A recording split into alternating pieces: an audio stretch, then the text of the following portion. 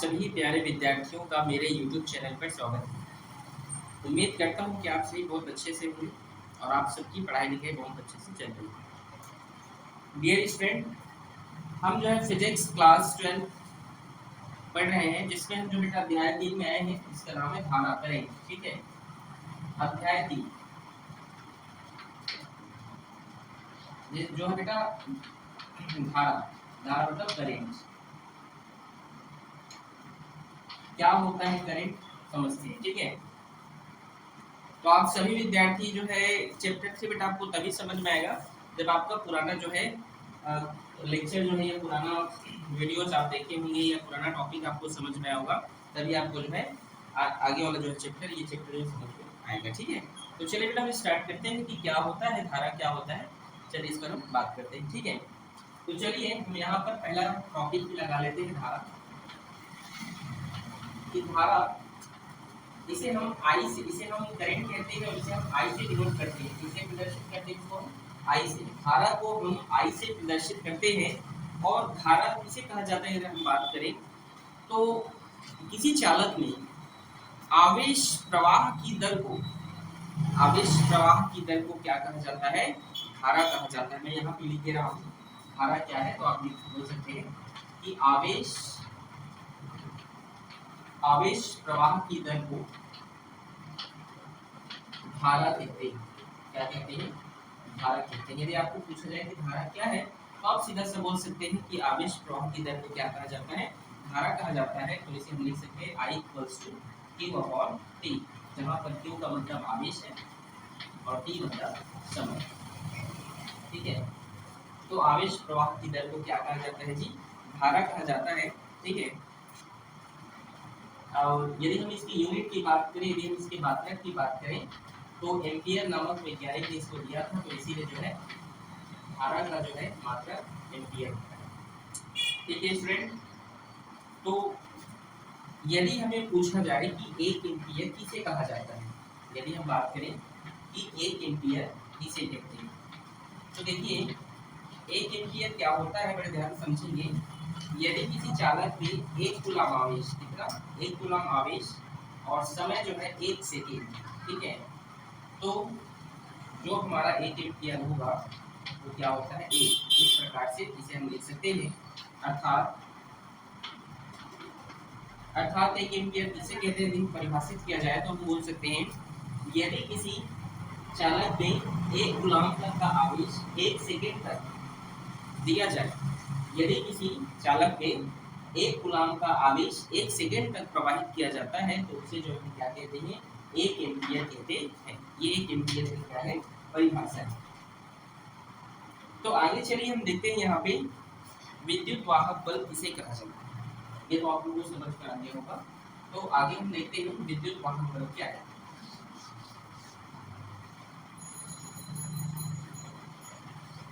Class 12 के लिए बहुत ही महत्वपूर्ण है, चैप्टर 3 बहुत ही प्रश्न से बनते हैं, तो बड़े ध्यान समझेंगे। विद्युत वाहक बल, विद्युत वाहक बल इसे इंग्लिश में कहा जाता है इलेक्ट्रोमोटिव फोर्स कहा जाता है, या इसको हम EMF लिख सकते हैं, इलेक्ट्रोमोटिव फोर्स। ठीक है, देखिए विद्युत वाहक बल किसे कहते हैं। ठीक है, देखिए यदि हम टू द पॉइंट बात करें, सीधे बात करें, क्या है विद्युत वाहक बल, तो विद्युत वाहक बल मतलब एक प्रकार का बल है जो क्या करता है, विद्युत को ले जाता है। मतलब विद्युत को ले जाने वाला बल, विद्युत वाहक बल क्या है, विद्युत को ले जाने वाला बल क्या कहा जाता है, विद्युत वाहक बल है। शाब्दिक अर्थ इसका यदि हमको पूछा जाए विद्युत वाहक बल क्या है, तो विद्युत को ले जाने वाले बल को हम क्या कहते हैं, विद्युत वाहक बल कहते हैं। ठीक है, आगे चलिए बात करते हैं। सबसे पहला चीज तो विद्युत वाहक बल, अगर उसको यदि हम इसके सूत्र की बात करें, ठीक है, विद्युत वाहक बल के सूत्र की बात करें, विद्युत वाहक बल क्या है, तो हम बोल सकते हैं, इसका सूत्र आप इनमें देख सकते हैं, E=W/Q। ठीक है, तो देखिए विद्युत वाहक बल क्या है, तो ये बल परिपथ में होता है। किसमें होता है जी, बल परिपथ में होता है। यदि इसका परिभाषा किया जाए तो देखिए इस प्रकार से हम लिख सकते हैं Q = 1। यदि आवेश क्या हो, इकाई हो, यदि एकांक आवेश हो तो ये क्या हो जाएगा E इक्वल्स टू W। तो देखिए विद्युत वाहक बल क्या है, इलेक्ट्रोमोटिव फोर्स हम किसे कहते हैं। तो यदि एकांक आवेश को, किसको जी, एकांक आवेश को किसी चालक या किसी परिपथ में विद्युत धारा प्रवाहित करने के लिए जो कार्य करना पड़ेगा उसे क्या कहा जाएगा, विद्युत वाहक बल कहा जाएगा। ठीक है, परिभाषा में हम देख सकते हैं कि एकांक आवेश को पूरे विद्युत परिपथ पे, एकांक आवेश को पूरे विद्युत परिपथ में प्रवाहित करने के लिए, ठीक है, प्रवाहित करने के लिए जो कार्य किया जाएगा उसे क्या कहा जाता है, विद्युत वाहक बल कहते हैं। ठीक है, यदि हम बात करें, देखो देखो विद्युत वाहक बल का मतलब ही है कि इसमें क्या होना चाहिए, काम होना चाहिए। मतलब धारा को जो है परिपथ में बहाने के लिए जो भी काम किया जाएगा उसे क्या कहा जाता है, विद्युत बल, उसमें कार्य होना चाहिए। जैसे यदि मैं कहूँ कि मान लीजिए यहाँ पर जैसे हम एक सर्किट बनाते हैं, ठीक है, देखिएगा, ठीक है, ये, और इसको मैं क्या कर रहा हूँ, यहाँ पर आप देख सकते हैं, यहाँ पर मैं एक स्विच लगा दिया हूँ और यहाँ पर ये बल्ब है समझिए। ठीक है, तो यदि इस पर धारा प्रवाहित किया जाए, ठीक है, धारा प्रवाहित किया जाए तो ये क्या होगा, स्विच ऑन करने पर इस बल्ब क्या, ये बल्ब जलना चाहिए, ये बल्ब क्या होना चाहिए, जलना चाहिए, तभी हम इसको क्या कहेंगे, इसे विद्युत वाहक बल कहेंगे। मतलब विद्युत वाहक बल किसमें होता है, जो बंद परिपथ होता है। ठीक है, अब ये क्या है, बंद परिपथ है, स्विच को मैंने यहाँ से क्या कर दिया, चालू कर दिया, स्विच को जैसे ही मैंने यहाँ से चालू किया तो जो सर्किट होता है, जो स्विच बोर्ड में जो सर्किट होता है उसको चालू करने से उसके तार इस प्रकार से जुड़ जाते हैं, जुड़ने के कारण क्या होता है, ये लाइट जलने लगता है। ठीक है, ये लाइट जलने लगता है, मतलब यहाँ पर क्या होता है, यहाँ काम होता है। ठीक है, मतलब इसी को क्या कहेंगे हम, विद्युत वाहक बल कहेंगे।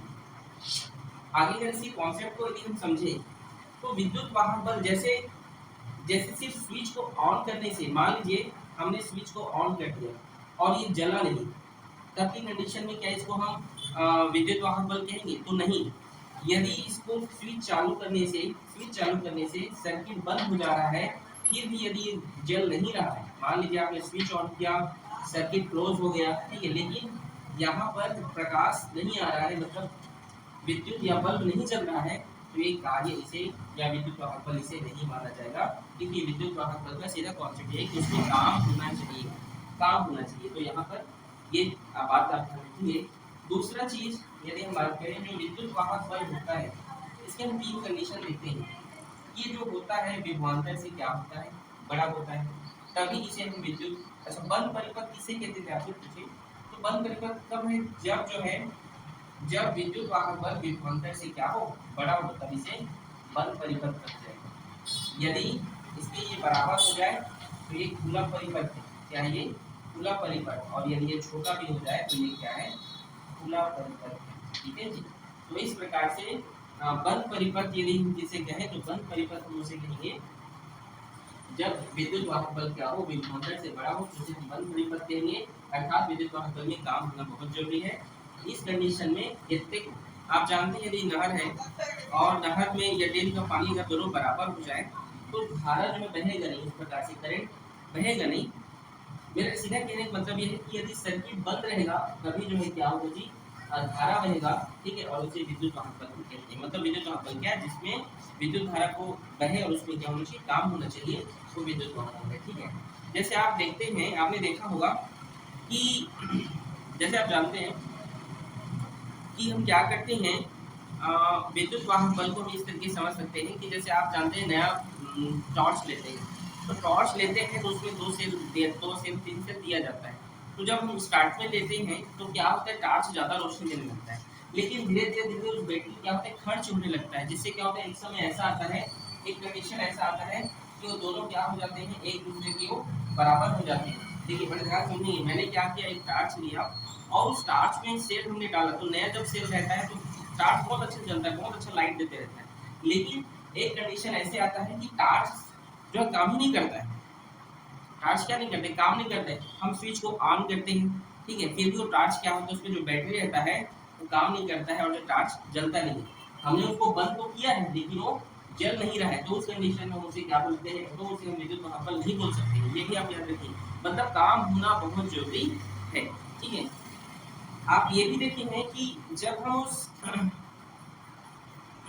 जो सेल होता है, यदि हम क्या करते हैं उस सेल को जो है यदि हम घड़ी में लगाते हैं तो घड़ी चलने लगता है, ठीक है।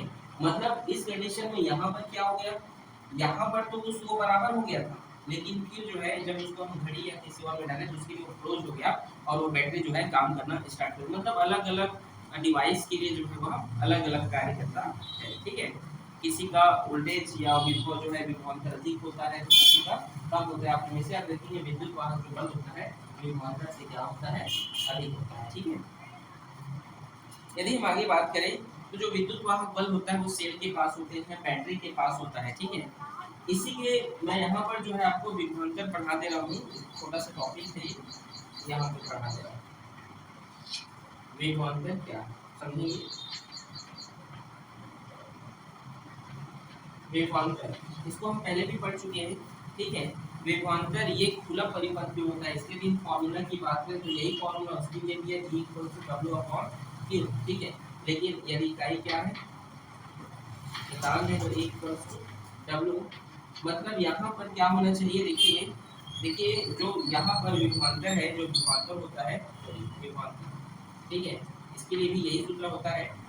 और विभवांतर में क्या होता है, जो आवेश होते हैं उसको एक स्थान से एक बिंदु से क्या करते हैं दूसरे बिंदु तक ले जाने में जो किया गया कार्य होता है उसको क्या कहते हैं, विभवांतर। विभवांतर क्या है, आवेश को एक स्थान से, आवेश को विद्युत क्षेत्र के, मान लीजिए विद्युत क्षेत्र है तो आवेश को एक स्थान से दूसरे स्थान तक ले जाने में जो कार्य किया जाता है उसे विभवांतर कहते हैं, हम सभी जानते हैं। तो V = W।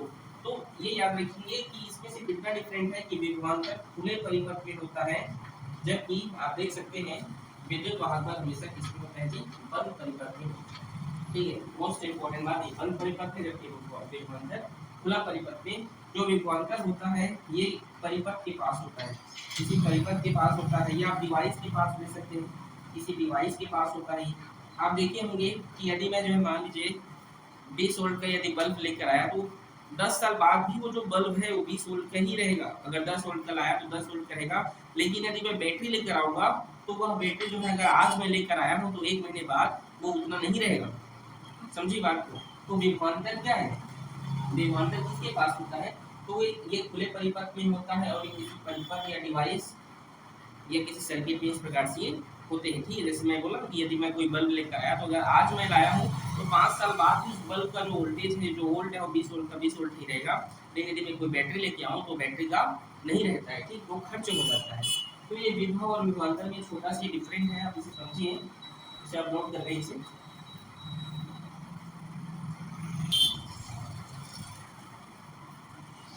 चलिए आगे हम देखते हैं यहाँ पर सबसे मोस्ट इम्पोर्टेंट अनुगमन वेग। अनुगमन वेग किसे कहते हैं, ठीक है। अनुगमन वेग क्या है समझिएगा आप लोग, में ड्रिफ्ट वेलोसिटी आप करंट भी कहते हैं, ठीक है। यहाँ पर मैं लिख दे रहा हूँ अनुगमन वेग, कि अनुगमन वेग क्या है। अनुगमन वेग जिसे इंग्लिश में कहते हैं ड्रिफ्ट वेलोसिटी, क्या कहते हैं, ड्रिफ्ट वेलोसिटी ऑफ करंट, ठीक है जी।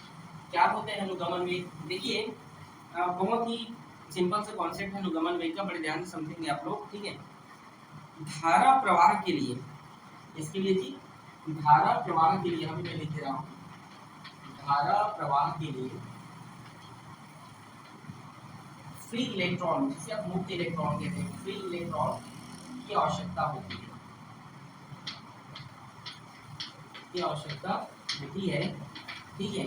अनुगमन वेग क्या है, तो अनुगमन वेग क्या है, यदि आप पूछा जाए तो आप बोल सकते हैं यदि मुक्त इलेक्ट्रॉनों का जो फ्री इलेक्ट्रॉन है इसके सतत टक्करों से, ये मुक्त इलेक्ट्रॉन है मान लीजिए, तो इनके आपस में जो टक्कर से, ठीक है, इनके आपस में जो टक्कर से टकराने से क्या होता है, टकराने से क्या होता है धारा का प्रवाह होने लगता है, उसी को हम क्या कहते हैं, अनुगमन वेग कहते हैं। अनुगमन वेग मुक्त इलेक्ट्रॉन के दो सतत टक्करों के औसत वेग को हम अनुगमन वेग कहते हैं, ठीक है। मुक्त इलेक्ट्रॉनों के दो सतत टक्करों के औसत वेग को हम क्या कहते हैं, औसत वेग को हम अनुगमन वेग कहते हैं, ठीक है। अनुगमन वेग को हम Vd से डिनोट करते हैं, Vd equals to 0 + v/2, Vd equal to v/2। ये क्या है, अनुगमन वेग का छोटा सा फॉर्मूला है। तो अनुगमन वेग क्या है, तो मैंने कहा धारा प्रवाह के लिए अच्छा फ्री इलेक्ट्रॉन क्या है, देखिए फ्री इलेक्ट्रॉन क्या है तो आप हमेशा याद रखिए, फ्री इलेक्ट्रॉन मतलब मुक्त इलेक्ट्रॉन। देखो इलेक्ट्रॉन और मुक्त इलेक्ट्रॉन में बहुत डिफरेंट होता है। इलेक्ट्रॉन क्या होता है, मुक्त, दोनों सेम नहीं होते हैं। मुक्त देखो, मुक्त इलेक्ट्रॉन ही ऐसे होते हैं जो किसी भी परिपथ में क्या करते हैं, धारा प्रवाह के लिए यही जिम्मेदार होते हैं और कोई दूसरा नहीं होता है। समझी बात को। यदि आप कोई सर्किट, यदि कोई सर्किट है, कोई परिपथ है, तो उसमें धारा प्रवाह करने के लिए जिम्मेदार कौन है, तो इलेक्ट्रॉन नहीं है, उसके लिए जिम्मेदार कौन है जी, मुक्त इलेक्ट्रॉन। ये बात आप हमेशा याद रखिए, ठीक है। तो यह है आपका अनुगमन वेग। यदि हम इसमें एक छोटा सा टॉपिक देख लेते हैं, क्रांति काल, ठीक है। तो आप याद रखिए अनुगमन वेग क्या है, अगर आपसे पूछिए तो आप बोल सकते हैं कि दो फ्री इलेक्ट्रॉनों के, या बोल सकते हैं कि मुक्त इलेक्ट्रॉनों के दो सतत टक्करों के औसत वेग को हम क्या कहते हैं, अनुगमन वेग कहते हैं, ठीक है। अगला है क्रांति काल। क्रांति काल जिसे हम टाउ से डिनोट करते हैं, जब दो इलेक्ट्रॉन आपस में टकराते हैं, तो जब दो इलेक्ट्रॉन आपस में टकराते हैं तब इनके बीच जो रेस्ट कंडीशन होता है, मतलब टकराने से पहले जब ये इससे टकराते रहते हैं तो जो रेस्ट कंडीशन होता है, इसी को हम क्या कहते हैं, क्रांति काल कहते हैं। दो सतत टक्करों के बीच का जो समय अंतराल होता है उसे क्रांति काल कहते हैं। दो सतत टक्करों के बीच का जो समय अंतराल होता है, मतलब एक इलेक्ट्रॉन दूसरे इलेक्ट्रॉन से टकराने से पहले जो बीच का अंतराल रहता है, गैप रहता है एकदम माइक्रोसेकंड का, उसे क्या कहा जाता है, क्रांति काल कहते हैं। आप जानते हैं किसी भी परिपथ में धारा प्रवाह किस प्रकार से होता है, यदि आपसे पूछा जाए कि धारा प्रवाह किस प्रकार से होता है, तो देख लीजिए यहाँ पे मैं कहना चाहता हूँ, ये ए और डी, ये कॉपर के क्या है, कॉपर के तार है ए और डी। इसको मैंने क्या कर दिया, बैटरी से कनेक्ट कर दिया। तो होता क्या है, इस इलेक्ट्रॉन के पास, अब इसमें क्या है, यहाँ पर क्या है, फ्री इलेक्ट्रॉन उपस्थित है। अब यहाँ पर फ्री इलेक्ट्रॉन उपस्थित है, बहुत सारे यहाँ पर फ्री इलेक्ट्रॉन है। तो ये होता क्या है, जब इसको हम बैटरी से जोड़ देते हैं, स्विच ऑन कर देते हैं, तो ये बैटरी का धन सिरा क्या करता है, इस इलेक्ट्रॉन को अपनी ओर क्या करने लगता है, आकर्षित करने लगता है। क्योंकि पॉजिटिव चार्ज है और ये नेगेटिव चार्ज है, इसी कारण जो है क्या होता है, किसी परिपथ में, कोई भी एक परिपथ सर्किट है, उसमें क्या होता है, धारा करंट बहने लगता है, बहते रहता है, ठीक है। तो आप देखिए, अच्छा दूसरा बात यहाँ पर कि इसको बैलेंस बनाए रखने के लिए बैटरी का जो रीड सिरा होता है वो क्या करता है, जो विपरीत सिरा होता है, जो रीड सिरा होता है, वो जो है रीड सिरा इधर जो मुक्त इलेक्ट्रॉन प्रदान करते रहता है। ये क्या करता है, कॉपर को मुक्त इलेक्ट्रॉन इधर से ये देते रहता है, ठीक है। इधर से ये बैटरी क्या करता है, ये जो है किसी परिपथ में धारा बहने के लिए मुक्त इलेक्ट्रॉन की बहुत जरूरत होती है। तो देखिए यदि ये कॉपर का ये तार है, तो ये प्लस चार्ज के कारण इसको तो अपनी ओर आकर्षित के लिए खींच लिया, तो करंट सर्किट में जो बहने लगा। तो एक अब प्रश्न ऐसा आएगा आपके मन में कि जो है सर, एक समय ऐसा आएगा कि जो है मुक्त इलेक्ट्रॉन जो है खत्म हो जाएंगे, यहाँ पर ये बैटरी का धन से खींच लेगा तो मुक्त इलेक्ट्रॉन क्या हो जाएंगे, खत्म हो जाएंगे। तो ऐसा बिल्कुल नहीं होता है। बैटरी का जो रीड सिरा होता है, वो हमेशा क्या करते रहता है, मुक्त इलेक्ट्रॉन देते रहता है, जिससे यह परिपथ हमेशा चलते रहता है, ठीक है। ये बात आप हमेशा याद रखिए। इसी तरीके से क्या होता है जी, परिपथ बनाया रहता है, ठीक है। चलिए आगे हम देखते हैं।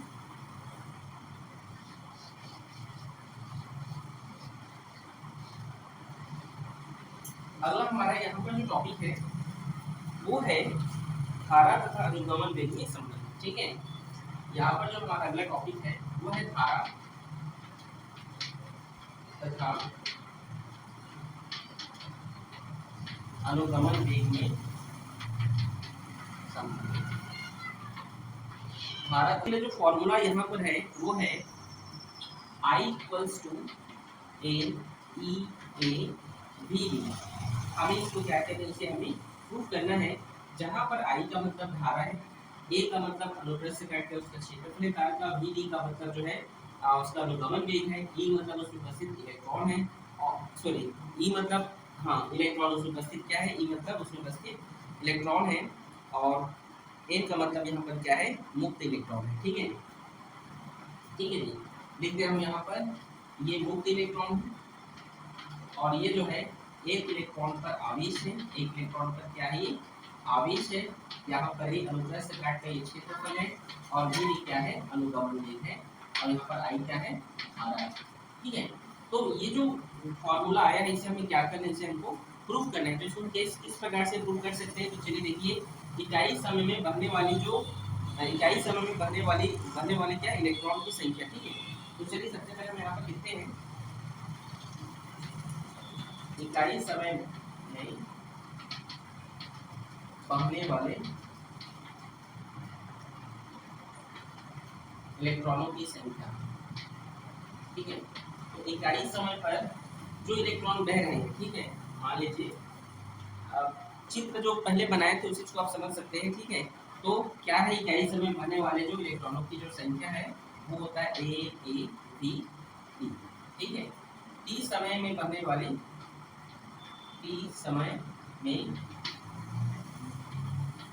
वाले इलेक्ट्रॉनों की संख्या वो क्या होगा, A B D into T, ठीक है। A B D into T, ये क्या है, टी समय में बनने वाले इलेक्ट्रॉनों की संख्या है ये, ठीक है। अब एक इलेक्ट्रॉन पर आवेश क्या होता है आप सभी जानते हैं, ठीक है, ई, ठीक है। एक इलेक्ट्रॉन पर आवेश इक्वल्स टू ई। तो टी समय पर बनने वाले आवेश की संख्या हम देखेंगे तो क्या होगा, A B D into T और ये ई, ठीक है। और आप सभी जानते हैं आवेश का जो धारा का जो सूत्र होता है, धारा आई इक्वल्स टू क्या होता है आप सभी जानते हैं। एक मिनट देखिए, तो भूल गया।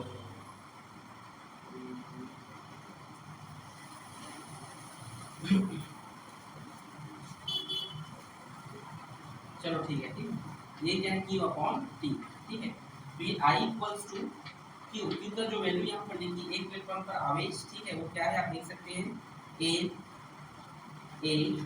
B E T E, और T यहाँ पर हम T को लिख सकते हैं, ये T से ये T कैंसिल हो जाएगा, तो हमारे पास आप देख सकते हैं क्या बचा, I इक्वल्स टू A को आगे लिख दिया, A B D और ये B D, ये T और T क्या हो गया है, कैंसिल हो गया। इसी को हमें क्या करना था, सिद्ध करना था, जो क्या हो गया, सिद्ध हो गया। इसको आप जो है नोट कर लें।